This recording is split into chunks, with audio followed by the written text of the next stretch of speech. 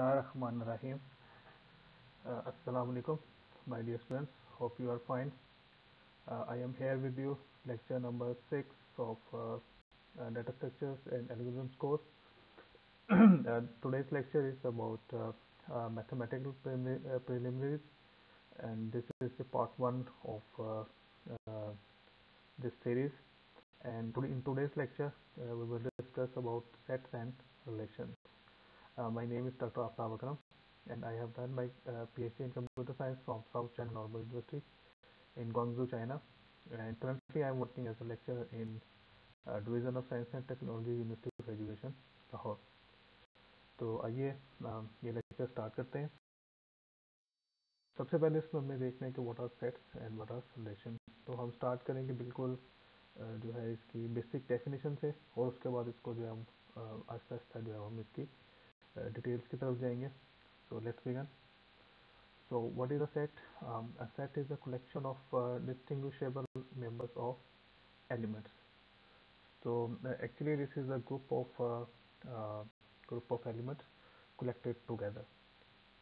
So उसको हम क्या कह देते हैं? This is a set. And the members are typically drawn from some larger population known as the base type. So जो elements हम sets में हम लेते हैं तो वो हम एक बेस टाइप से लेते हैं. तो वो एक that is actually a larger collection, और उसमें उसी टाइप के और वैल्यूज भी हो सकती हैं और नंबर्स भी हो सकते हैं, लेकिन उसमें से हम कुछ जो है वो हम ड्रॉ कर लेते हैं और हम अपना सेट बिल्ड करने के लिए हम उसको यूज़ कर लेते हैं. Each member of a set is either a primitive element of the base type or is a set itself. अच्छा, अब इसमें दो चीज़ें हैं कि इसमें एक तो सेट का जो मेंबर है वो एक एलिमेंट भी हो सकता है, हम उसको प्रिमिटिव एलिमेंट कहते हैं, जो कि बेस टाइप से बिलोंग करता है. या फिर दूसरी सूरत जो है वो ये हो सकती है कि कोई और सेट जो है वो भी उस सेट का मेंबर हो सकता है. तो ये थोड़ी सी चीज़ आपने जो है ये अपने ज़हन में रखनी है. This is a very important point, so you should keep this in mind. There is no concept of duplication in a set. So there is only one member or one element of one type in a set. इसका मतलब जो है ये है कि set में कोई भी वैल्यू जो है वो डुप्लीकेट नहीं हो सकती. Each value from the base type is either in the set or not in the set. तो जब हम बेस टाइप की बात करते हैं, that is a larger collection, उसमें से हम एक एलिमेंट को ले लेते हैं अपने सेट में, तो उसको रिपीट नहीं कर सकते सेट में. So there is only two possibilities कि बेस टाइप में से हमने जो वैल्यू ली है या जो एलिमेंट लिया है वो तो यहाँ सेट में होगा या नहीं होगा, दैट्स इट. लेकिन ये पॉसिबल नहीं है कि किसी सेट में एक से ज़्यादा जो है वो एलिमेंट जो एक एलिमेंट है वो एक से ज़्यादा बार रिपीट हो रहा हो. ये पॉसिबल जो है नहीं है. This is against the definition of the set. तो ये चीज़ आपने, ये बहुत ही इंपॉर्टेंट पॉइंट है, इसको आपने ध्यान में रखना है. For example, a set name P might consist of three integers 7, 11 and 42. In this case, P's members are 7, 11 and 42 and the base type is integer. तो ये clearly ये लग रहा है कि ये integers हैं और ये एक larger जो base type से लिए गए हैं उसको हम कहेंगे integers. अब integers इनके अलावा भी हैं, लेकिन हमने क्या किया है कि सिर्फ 3 integers जो हैं उनमें से हमने जो है वो ले लिए, 7 लिया है, 11 लिया, 42 लिया. अब आप देखें कि 7 भी एक बार आया है, 11 भी एक बार आया है, 42 भी एक बार आया है. सो ये रिपीट नहीं हो रहे. तो अगर इस तरह से हो कि कोई एलिमेंट रिपीट हो तो वो सेट की जो बेसिक डेफिनेशन है वो उसके खिलाफ है. तो ऐसा नहीं होना चाहिए. ओके, नेक्स्ट जो हमने डिस्कस करना है वो है सेट नोटेशन. तो ये कुछ बेसिक सेट नोटेशन है जो कि अभी इस स्लाइड में डिस्कस करेंगे. इनकी इम्पोर्टेंस जो है वो ये है कि ये नोटेशन हमने बार बार यूज़ करनी है नेक्स्ट क्लासेस में. तो इस वजह से हम इनको डिस्कस करेंगे ताकि नेक्स्ट क्लासेस में जो है वो हम इनको इस्तेमाल कर सकें. तो ये शुरू करते हैं. So first of all this one is you can see here, this is the basic set representation. Set elements are enclosed in curly brackets. This one. तो इस सेट में दो एलिमेंट्स हैं, 1 and 4। तो दिस इज द बेसिक, इस तरह से हम सेट को रिप्रेजेंट करते हैं। Next is a set definition using a set farmer. तो ये हम इस तरह से हम इसमें लिख देते हैं कि इसमें एलिमेंट्स तो नहीं स्पेसिफाई करते हैं, लेकिन एक डेफिनेशन जो है वो लिख देते हैं। सो this is actually a set of all positive integers. तो हम इसको कैसे लिखेंगे, x such that x is a positive integer. तो इसमें इस सेट में जितने भी पॉजिटिव इंटीजर है वो सब के सब इसके अंदर जो है वो शामिल होंगे। नेक्स्ट हमने ये देखना है, दिस इज ये कैपिटल में लिखा हुआ है। तो नॉर्मली सेट को जो है उसका नाम जो है वो हम कैपिटल में लिखेंगे। तो it mean that X belongs to a set P. इसी तरह से ये एक दूसरी नोटेशन है। इसमें यह है कि यहाँ पे आप देखें कि ये जो बिलोंग्स का साइन है इसके ऊपर एक ये क्रॉस लाइन लगी हुई है। So it means that X does not belongs to P. और नेक्स्ट है ये एक फाई का साइन है, या इसे नल साइन कहते हैं। तो इसका मतलब ये है कि this set does not contain any element.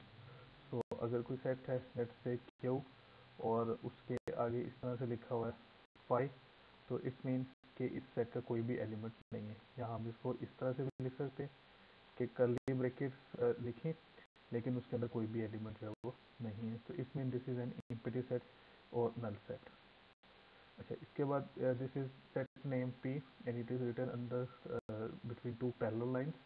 So that actually represents the cardinality of the set, which means the size of set P. Size of set P of a set by we mean that how many the number of elements in the set, कि इस set के अंदर कितने elements हैं। जैसे ये एक set है तो इसमें 2 एलिमेंट्स हैं, तो इसकी कार्डिनलिटी जो है वो हो जाएगी 2। नेक्स्ट जो है वो हमने ये एक और हमारे पास नोटेशन है, इसमें हमने इसको इस तरह से लिखा है कि दिस मीन्स दैट, इसको हम पढ़ेंगे इस तरह से, P is a subset of Q। और ये बिल्कुल उसको उल्ट करके लिखा है। और आपने ये देखना है कि जो साइज, ये जो इसके जो डायरेक्शन है वो आपने देखनी है कि टुवर्ड्स P। सो इसका मतलब ये है, ये जो सेकेंड है इसका मतलब ये है Q is a superset of P। तो सबसेट और सुपरसेट का कॉन्सेप्ट में भी थोड़ा सा आपके ध्यान में होगा। यहाँ पे मैं थोड़ा सा रिफ्रेश कर देता हूँ। जो सुपरसेट होता है दैट्स अ बिगर सेट, और उसमें से जो है वो हम क्या करते हैं, अगर कुछ एलिमेंट्स ले लें और एक नया सेट बना लें तो हम उसको कह देंगे this is a subset.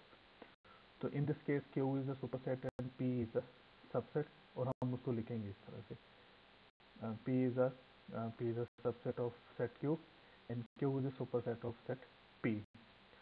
And this notation, maybe this is familiar to you. This means that P union Q, which means that all those elements combined together, which are in P and Q.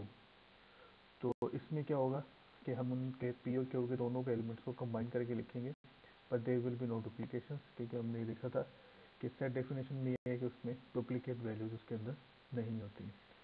तो जो union set होगा उसमें जो elements होंगे वो या तो set P से बिलोंग कर रहे होंगे या फिर सेट Q से बिलोंग कर रहे होंगे। Next is this one which is the intersection, P intersection Q. It means that the elements that are common, that are common in P and Q, all elements appearing in P and Q, यहाँ पे आप देखेंगे और इधर है and का मतलब है कि the element should also be in P and also be in Q, दोनों में होना चाहिए। तो इस वजह से हम इसमें वो वाले एलिमेंट्स होंगे जो P और Q में कॉमन होंगे। And here this is the P minus Q, this is the difference from intersection. इसमें क्या होगा कि हम उन एलिमेंट्स को रिमूव कर देंगे which are common in P and Q, और P के जो रिमेनिंग एलिमेंट्स हैं वो हम लिख देंगे। अगर हम Q लेते हैं, जैसे Q माइनस P लेते हैं, इट मीन्स दैट कि P और Q में जो कॉमन एलिमेंट्स हैं वो रिमूव हो जाएंगे और बाकी जो Q में एलिमेंट्स बचेंगे वो हम ले लेंगे।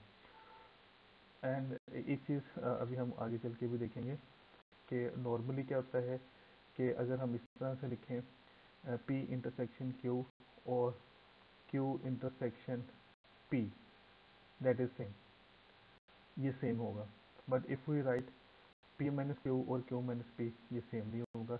अभी हम इसको नेक्स्ट स्लाइड में भी इसको देखते हैं।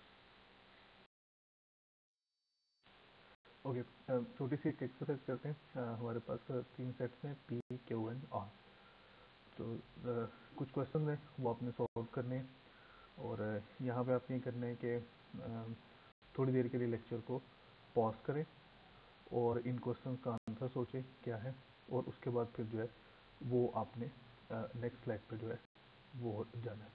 पहला क्वेश्चन ये है कि पी के आर जो है ये सेट्स हैं कि नहीं है। Second question is what is the cardinality of P and Q, and what is P union Q, and what is P intersection Q, what is P minus Q and Q minus P। तो इस stage पे थोड़ी देर के लिए lecture को, इस video को पास करें और इनके क्वेश्चंस लिख लें अपने पास कॉपी में, and then you will move to the next slide. Okay, I hope कि आपने अपने आंसर्स लिख लिए। तो हमारे पास 3 सेट्स थे, P, Q एंड R। तो उसमें ये है कि जो हमने डेफिनेशन पीछे देखी थी उसमें हमने कहा था कि P and Q are by definition they are sets because they are not duplicate values। और उसमें जो वैल्यूज हैं वो एक बड़ी टाइप से ली गई हैं, विच इज़ की बेस टाइप से ली गई हैं, which are integers. Base type इसकी जो इंटीजर है, but set R is not a set। R is not a set because it has duplicate values 494। तो 4 इसके अंदर जो है वो रिपीट हो रहा है, so this is not according to the definition of set. तो R is not a set। And cardinality क्या है पी एंड क्यू की? पी की कोऑर्डिनलिटी 3 है और क्यू की 2 है, because number of elements in P are 3 and number of elements in Q are 2। तो इस वजह से हम कहेंगे कि पी की कोऑर्डिनलिटी 3 होगी और क्यू की जो है वो 2 होगी। Next is what is P union Q. तो इसमें हम क्या करेंगे कि वो एलिमेंट्स जो कि पी में भी हैं और क्यू में भी हैं उनको मिला के लिख देंगे और डुप्लीकेशन को हम रिमूव कर लेंगे। जैसे कि पी में 2 3 5 था और क्यू में जो है 5 एंड 10 है, तो 5 एक दफ़ा आएगा, 5 2 दफ़ा नहीं आएगा। अब इसमें अपनी चीज़ देखनी है कि इसके जो एलिमेंट्स हैं, जो पी यूनियन क्यू के हैं, इसमें जो एलिमेंट्स हैं वो यहाँ तो पी से बिलोंग करते हैं और यहाँ फिर क्यू से बिलोंग करते हैं। तो ये आप देख सकते हैं, this is very clear evident from here. And then P intersection Q which is 5, because अगर आप देखें तो P और Q में जो है सिर्फ 5 ही कॉमन है, इसके अलावा कोई और एलिमेंट कॉमन नहीं है। So it means that P intersection Q is 5। Okay, next is P minus Q। तो हम इसको इस तरह से करेंगे, तो हम इस तरह से जो है वो लेके चलेंगे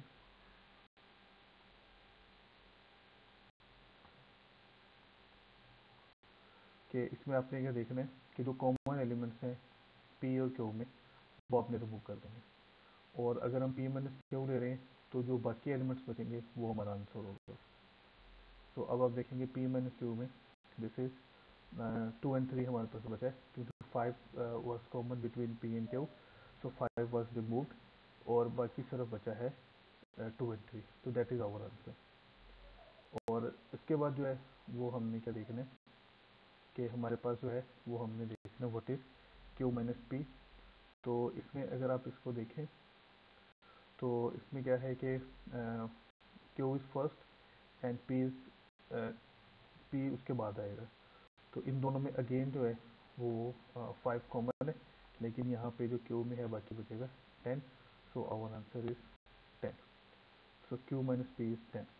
तो यहाँ पे एक चीज़ एविडेंट हो रही है जो लास्ट स्लाइड में मैंने आपको बताई थी कि P intersection Q is equal to Q intersection P, because हम इसमें वो एलिमेंट लेंगे जो दोनों सेट्स में कॉमन होगा। But P minus Q is not equal to Q minus P। यहाँ पे आपको देख लिया, and this is very important observation. यहाँ पे आप देख सकते हैं कि P minus Q is not equal to Q minus P। However P intersection Q is equal to Q intersection P, तो वो सेम होंगे। तो इस चीज़ को आपने जो है वो जहन में रखना है। ओके, नेक्स्ट जो है वो चलते हैं अपनी अगली स्लाइड की तरफ, एंड दैट इज इसमें हम कंटिन्यू करेंगे सेट्स और रिलेशन को।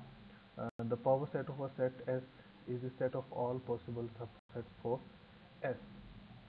तो अब हम क्या करते हैं कि हमने थोड़ी देर पहले बात की थी सबसेट की और सुपरसेट की।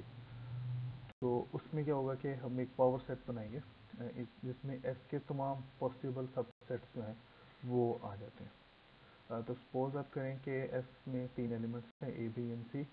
अब हम इसका जब पावर सेट बनाते हैं तो वो कुछ इस तरह से बनेगा कि उसमें आप देखें कि ये हमारे पास this is the power set और इसमें वो तमाम सेट्स हैं which are subsets of S। तो सबसे पहले इसमें फाइव होगा, five is a subset of every set, ये चीज़ बेसिक है। उसके बाद आप देखेंगे इसमें वो सेट्स हैं जिसमें एक एक एलिमेंट है, दिस वन। फिर हमने देखा कि इसमें दो दो एलिमेंट्स हैं एंड देन इसमें हमने देखा कि ये set itself is subset of itself. तो ये जो है ये हमने देखा है कि S जो है वो अपना भी सबसेट होता है, इससे कोई फ़र्क नहीं पड़ता है। तो this is the power set. इसमें वो तमाम सेट्स तमाम जो हैं वो सेट्स हैं जो कि S के सबसेट्स पॉसिबल हो सकते हैं। A collection of elements with no order like a set but with duplicate valued elements is called a pack। अब हमने सेट में एक रिस्ट्रिक्शन लगाई थी कि इसके अंदर डुप्लीकेट वैल्यूज नहीं होंगी। तो अगर कोई ऐसा कलेक्शन है, कलेक्शन ऑफ एलिमेंट्स, यहाँ पे मैं सेट नहीं कह रहा हूँ, I am talking about the collection of elements. Set is also collection of elements but there is a restriction, very strict condition, that is there should be no duplication in the set. लेकिन अगर उस collection of elements में duplication है, duplicate values हैं, तो हम उसको set नहीं कहेंगे, हम उससे कहेंगे that is a pack. For example हमने एक लास्ट स्लाइड में हमने देखा था कि हमारे पास एक हमने एक कलेक्शन दी थी 494। तो हमने कहा था कि सेट नहीं है। रीज़न वाज दैट बिकॉज उसमें एक वैल्यू थी 4 विच वाज रिपीटिंग। तो हमने इसको कहा था कि this is not a set, लेकिन वो सेट नहीं है, वो क्या है, उसको हम बैक कह सकते हैं कि दिस इज अ बैक। तो आर इज अ बैक। और एक चीज़ आपने ध्यान में रखनी है कि हमने बैक और सेट को डिफ्रेंशिएट करने के लिए हमने क्या किया है कि उनके लिए जो ब्रैकेट्स हैं वो डिफरेंट यूज़ किए हैं। नॉर्मली जो सेट्स हैं हम उसको कर्ली ब्रैकेट्स में लिखते हैं और जो बैक है उसको हम स्क्वायर ब्रैकेट्स में लिखते हैं। ये सिर्फ एक नोटेशन का डिफरेंस है ताकि आप कंफ्यूज ना हो कि ये जो है ये सेट है या बैक है। तो एक तो निशानी बैक की ये होगी कि उसमें डुप्लीकेट वैल्यूज होंगी और दूसरी निशानी उसमें क्या है कि the back will be enclosed in square brackets. तो ये उसकी दूसरी निशानी जो है वो हो गई। ओके, नेक्स्ट हमने देखना है sequence is a collection of elements with an order and which में कंटेन डुप्लीकेट वैल्यूड एलिमेंट्स। अब हमने लास्ट स्लाइड में देखा था कि एक बैग था जिसमें डुप्लीकेट वैल्यू थी but there was no order. हमने उसमें कुछ नहीं कहा था कि इसमें ऑर्डर नहीं है, हमने ऑर्डर का जिक्र नहीं किया था। But now we are talking about order. तो अगर हमारे पास एक कलेक्शन एलिमेंट्स है जिसमें हम ऑर्डर की भी बात करें कि ऑर्डर इज डज मैटर, तो हम उसको कह लेंगे कि दिस इज अ सीक्वेंस। और उसमें एक और रिलैक्सेशन होती है कि उसमें डुप्लीकेट वैल्यूज हैं वो अलाउड होती हैं, there are duplicate values. A sequence is also sometimes called a tuple और अ वेक्टर। मे बी आपने ये चीज़ पहले सुनी होगी, अगर नहीं है तो ये आपके लिए जो है वो नई चीज़ है कि हम उसको सीक्वेंस को टुपल भी कहते हैं या वेक्टर भी कहते हैं। In a sequence there are zeroth element, first element, second element and so on. Set में अब क्या है कि सेट में there is no order, bag में there is no order. Bag में डुप्लीकेट वैल्यूज होती हैं but there is no order. तो इसलिए अगर हम एलिमेंट की पोजीशन को चेंज भी कर दें तो उससे कोई फ़र्क नहीं पड़ेगा।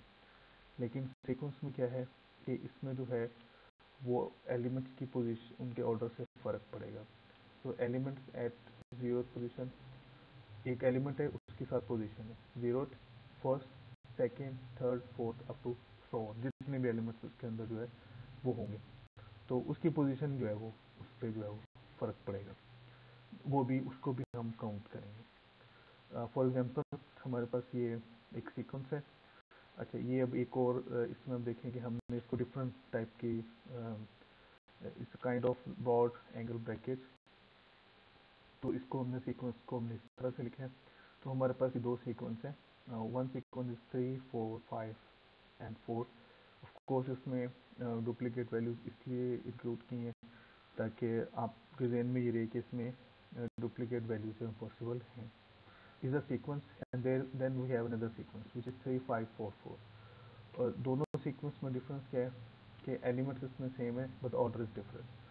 So therefore these are not these sequence are not the same sequence. These are different sequence due to the order of the elements, कि उसमें order of elements जो है वो different है। तो इस वजह से हम कह देंगे कि this is a these two sequence are different sequence.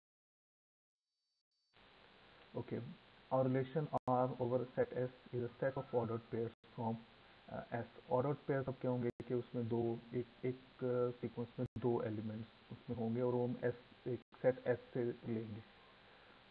For example हमारे पास एक सेट है S, this is a set, S is a set A B C, और उसमें से हमने एक रिलेशन ली है।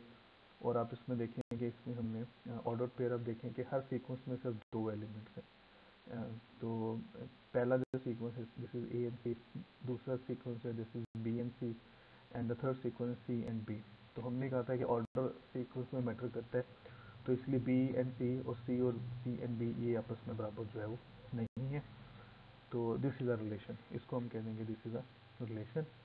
इफ टुपल, हमने कहा था कि सीक्वेंस को हम टुपल भी कह देते हैं या हम उसको जो है वो हम उसको एक वेक्टर भी कह देते हैं। If tuple x and y is in relation R, then we may use the infinite notation x r y। तो इस तरह से लिख लेंगे x r y लिख लेंगे, इट इज द सेम, इससे कोई फर्क जो है वो नहीं पड़ता है। We often use relation such as the less than operator on the natural numbers which includes ordered pairs such as 1 3 2 3। अच्छा, इसमें क्या है कि instead of writing like this one, इस तरह के बजाय हम इसको ऐसे भी लिख सकते हैं 1 less than 3। तो this is clear कि 1 is always less than 3, similarly 2 is less than 3। तो आप इस नोटेशन में लिख लें, इस नोटेशन में लिखें, सेम, इससे कोई फर्क नहीं पड़ता। But we can not write this one as 3 less than 2। Of course 3 is not less than 2, या इसको जो है वो हम नहीं लिख सकते कि 2 is less than 2, because 2 is never less than 2, 2 is equal to 2, this is obvious. तो इसलिए जो है वो हम इसको इस तरह से भी जो है वो लिख सकते हैं। But we will commonly use this two notation, either this one or this one. Okay, next we will discuss some properties of relation. तो इसमें जो पहली है वो ये है कि R is reflexive if there is a tuple A R A for all A belongs to S। तो हमारे पास एक सेट है S, उससे हमने एक टुपल लिया है, हमने एक सीक्वेंस लिया है और उसको हमने इस फॉर्म में जो है वो हमने लिख दिया। तो वी कॉल इट रिफ्लेक्सिव। इसमें आप देखें कि इसमें जो है इसको हम ऐसे भी लिख सकते हैं like this one and this is same. So of course हम ऐसे लिख सकते हैं, there is no problem in that. And then R is symmetric if whenever A और relation B then B relation R। तो अगर ये इसका मतलब ये है कि इट मीन्स दैट कि अगर हम इनका ऑर्डर चेंज करते हैं तो it's same, it's means the same, तो हम इसको कह देंगे this is a symmetric relation. Then we have a asymmetric relation, जिसमें ये है कि हमारे पास जो है वो इसी तरह से है कि ए रिलेशन बी है और बी रिलेशन आर है, but these are two different relation, these are these are two different sequences। ये डिफरेंट सीक्वेंस है और ये डिफरेंट सीक्वेंस है। इसमें आप कह सकते हैं कि A is not equal to B, so this is anti-symmetric, this one is symmetric। इसमें क्या होगा कि A and B are equal, so if you change the position then there is no difference in the sequence or in the relation, there is no difference। And A is transitive if whenever A relation B and B relation C then A relation C। तो इसमें A B और C ये तीनों belong कर रहे हैं S से, तो इसको हम कह देंगे this is a transitive relation. जब हम इस तरह से हम इसको लिख सकते हैं तो वी कॉल देम ये आपको पता है कि ट्रांजिटिव एक लॉ होता है, this is just following that. उसकी एक एग्जांपल जो है वो ये है कि if A is equal to B and B is equal to C, तो इसका मतलब होगा कि A is equal to C. तो दिस इज द ट्रांजिटिव, एक लॉ है, इक्वलिटी जो है वो ट्रांजिटिव होती है, तो ये इसका मतलब जो है वो ये है। तो नेक्स्ट इसी को हम कंटिन्यू करते हैं। फॉर एग्जांपल जो लेस देन है, लेस देन ऑपरेटर, इसको हम नॉर्मली नेचुरल नंबर्स के साथ या पॉजिटिव इंटीजर के साथ हम यूज़ कर सकते हैं। अगर हमारे पास एक बेस टाइप है पॉजिटिव इंटीजर्स की, तो उसके साथ हम इसको यूज़ कर सकते हैं। So less than is antisymmetric and transitive for natural numbers. Antisymmetric क्यों है? Because there is no case where A relation B is equal to B relation A, तो ऐसे नहीं होगा। अगर एक नंबर जो है हम उसको इस तरह से नहीं लिख सकते हैं, इस फॉर्म में हम उसको नहीं लिख सकते हैं कि पहले हमने ऐसे लिखा A is less than B और फिर हम कह देंगे जी B is less than A, ऐसे हम नहीं लिख सकते। We can not write this two are not same, so this is antisymmetric. Okay, next जो है वो क्या है कि जो less than is equal to, this is reflexive, antisymmetric and transitive. तो अब इसमें सिर्फ एक चीज़ ऐड हुई है विच इज़ दी रिफ्लेक्सिव, और this is less than equal, और इसकी ट्रू होने की दो कंडीशन है। फर्स्ट कंडीशन इज दैट कि जो वैल्यू है, जो लेफ्ट हैंड साइड पे वैल्यू है वो राइट हैंड साइड वैल्यू से लेस होनी चाहिए, और दूसरी कंडीशन ये है कि वो बराबर भी हो सकती हैं। तो ये दो कंडीशन अगर सेटिस्फाई कर रहा है तो हम इस सिंबल को जो है वो यूज़ कर सकते हैं। ऑफ कोर्स आपने प्रोग्रामिंग में सी प्लस प्लस में जो प्रोग्रामिंग में आपने इन दोनों सिंबल्स को जो है वो आपने, इन दोनों ऑपरेटर्स को आपने यूज़ किया होगा। तो this is antisymmetric because less than symbol is antisymmetric and transitive and is reflexive. Reflexive का मतलब ये है कि अगर वो इक्वल है, इक्वलिटी इज ऑलवेज रिफ्लेक्सिव, तो इट्स मीन दैट कि this is also reflexive. And equal is reflexive, symmetric and transitive. ये of course is quite obvious, ये हो सकता है, बिल्कुल इस तरह से है। And then there is another example. For example, there is a relation is a sibling of is symmetric and transitive. तो उसमें आप कह सकते हैं कि let's say there are two siblings, आप उनको कोई उनको नाम दे सकते हैं। A is sibling of B, then B is also sibling of A. तो ये क्या होगी, जिससे सिमेट्रिक होगी। और ट्रांजिटिव इस तरह से हो सकती है, सपोज देयर आर तीन बहन भाई हैं, ए को हम ए कह देते हैं, बी को कह देते हैं, सी कह देते हैं। So if A is sibling of B and B is sibling of C, then A is also sibling of C, so this is a transitive. And तो ये सिमेट्रिक भी होगी, ठीक है। Is a sibling of this relation is, this relation is symmetric and transitive. And if we define a person to be a sibling of himself, then is reflexive, क्योंकि वो self को ही self sibling हो रही, कि वो are talking about himself के I am sibling of myself. And if we define a person not to be a sibling of himself, then it is not reflexive, then it will be it will not be reflexive. Okay, further reading के लिए आपने अपनी book में जो है वो तीन examples देखने, that is 2.1, 2.2 and 2.3 of your text book. और इसमें हमने देखा था कि फर्स्ट लेक्चर में हमने डिस्कस किया था कि हम एक बुक यूज़ कर रहे हैं वो textbook which is data structures and algorithm analysis in C plus plus. उसका थर्ड एडिशन हम यूज़ कर रहे हैं बाय डॉक्टर क्लिफोर्ड शेफर। तो इस बुक को जो है वो हम यूज़ करेंगे एज आवर टेक्स्ट बुक। तो आपने इस बुक को जो है ये जो एग्जाम्पल्स हैं ये इसी बुक में मौजूद हैं, और आपने इनको जो है वो स्टडी करना है। इसको हम कंटिन्यू करते हैं सेट्स एंड रिलेशन को। R is an equivalence relation on set S if it is reflexive, symmetric and transitive. तो अगर ये तीन कंडीशंस को पूरी कर रही है रिलेशन आर, और तो हम उसको कह देंगे, फर्स्ट कंडीशन उसमें क्या है, it should be reflexive, it should be reflexive, okay. then it should be symmetric and it should be transitive. तो अगर ये तीन कंडीशंस पूरी हो रही है तो हम उसको कह देंगे this is N equivalence relation on set R. An equivalence relation can be used to partition a set into equivalence classes. अच्छा ये अब इम्पोर्टेंट क्यों है? तो अगर हम क्या कर सकते हैं कि हम एक सेट की पार्टीशंस बना सकते हैं into equivalence classes. If two elements A and B are equivalent to each other, we write A equivalent B. तो ये ज़रा थोड़ा इक्वल से डिफरेंट सिंबल है.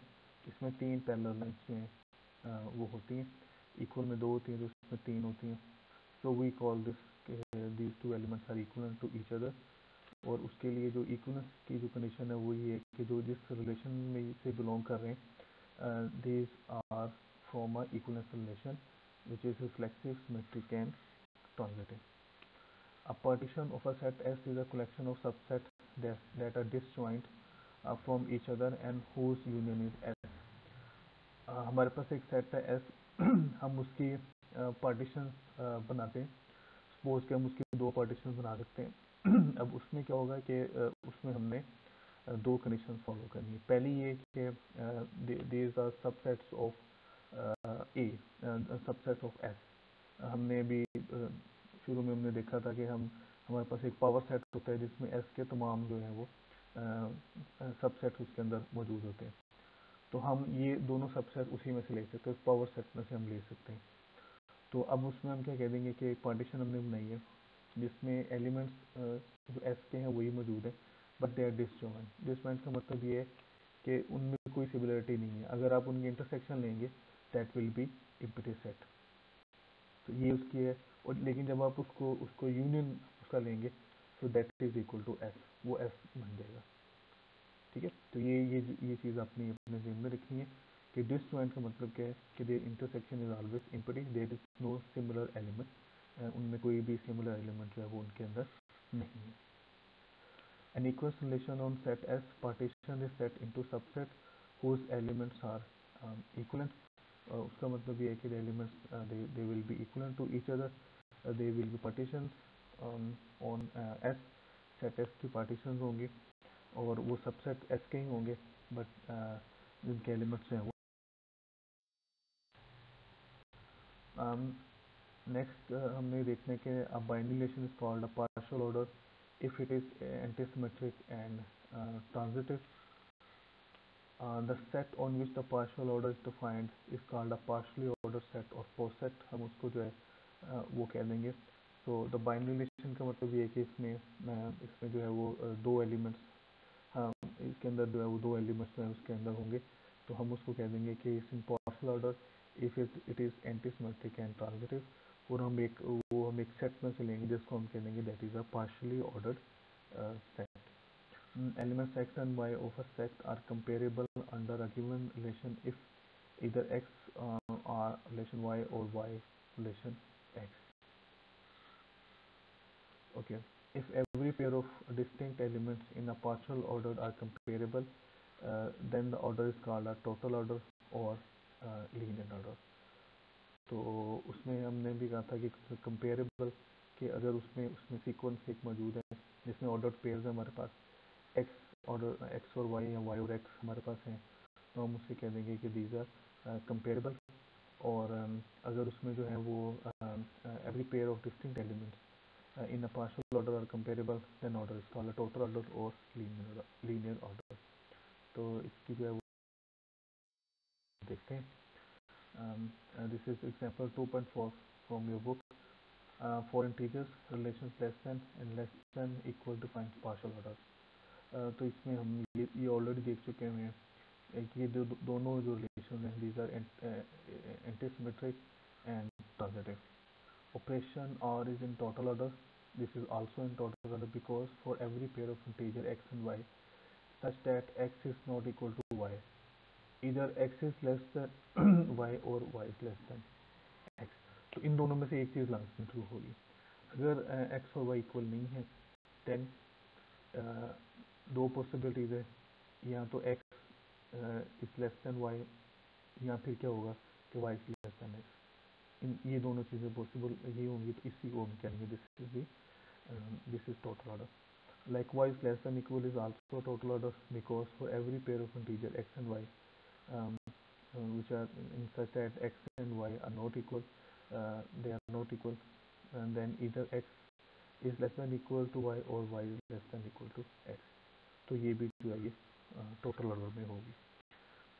इसमें जो है वो अगर मज़ीद एक आपने एग्जांपल जो है अगर आप इसमें इंटरेस्टेड है तो इसको आपने देखने that is example 2.4 2.5 in your text book, तो उसको जो है वो आपने देखना है। नेक्स्ट लेक्चर में जो है वो हम इसी डिस्कशन को कंटिन्यू करेंगे। अभी हमने यहाँ तक जो है वो सेट्स जो हैं वो हमने डिस्कस कर लिए। ये हमने सिर्फ इसमें बहुत इंपॉर्टेंट जो हमारे पॉइंट्स है वो हमने डिस्कस किए। अभी हमने इसके यूज़ केसेस डिस्कस नहीं किए कि हम इनको एक्चुअली यूज़ कहाँ करेंगे, वो इंशाल्लाह हम अगली आने वाली क्लासेस में जो है वो हम उनको डिस्कस करेंगे। बट एट दिस पॉइंट आपको ये पता होना चाहिए कि सेट्स क्या होती हैं, रिलेशंस क्या होती हैं, और उसकी जो मेन डेफिनेशन है इनके बारे में आपको पता होना चाहिए, जो कि हमने इस कोर्स में जो है वो यूज़ करनी है। तो नेक्स्ट क्लास में जो है नेक्स्ट जो हमारी वीडियो होगी वो भी इसी टॉपिक के बारे में होगी, इसका पार्ट 2 होगा, और उसमें हम कुछ मिसलेनियस जो नोटेशंस हैं उसको जो है वो हम उनको डिस्कस करेंगे। सो अगर इस लेक्चर में इस वीडियो में अगर आपको कोई प्रॉब्लम है, you can ask me on Google Classroom, और you can ask me in your WhatsApp group, और you can send me email. तो इंशाल्लाह नेक्स्ट लेक्चर के साथ जो है मिलते हैं, तब तक के लिए जो है वो अल्लाह हाफिज़।